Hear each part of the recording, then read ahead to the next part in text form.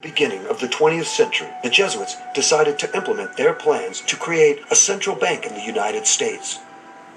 Their plan would enable them to pay for the wars that were coming as the American empire expanded. Once this was accomplished, the common man would hold worthless paper, and the Jesuits would be in a position to fund new wars using the U.S. military as its muscle. The Jesuits, in their Counter-Reformation, have set out to destroy the Protestant Reformation, which had a middle class and private rights and private wealth and private land ownership. And in their attempt to bring the world back to the Dark Ages, the 13th century, when Pope Innocent III was the demon pope of all of Europe at the time, set out to destroy the Albigenses and others. To do this, to destroy Western Protestant civilization, they had to implement the pillars of the Communist Manifesto. Well, two of those pillars are these. The national credit would be in the hands of the federal government. So therefore, the credit of this country is in the federal government as extended by the Federal Reserve Bank, which is a private bank. Lewis versus U.S. tells us this in a federal case.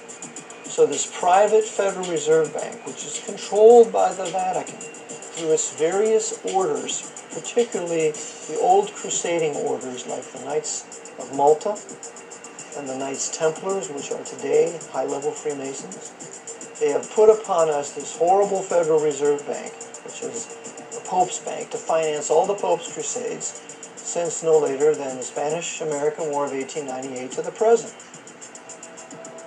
In order to create this central bank, certain obstacles had to be overcome.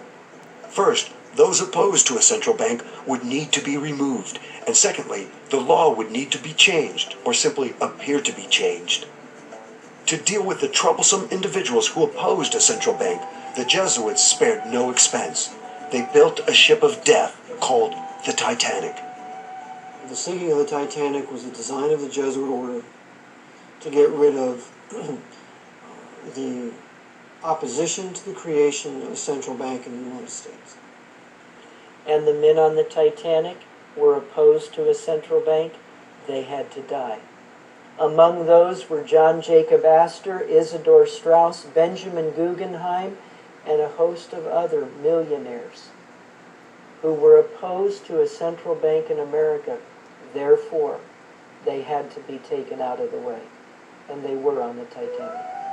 The company building the ship was owned by J.P. Morgan, who was himself an agent of the Rothschilds family, the Rothschilds being the bankers for the Pope and the Vatican.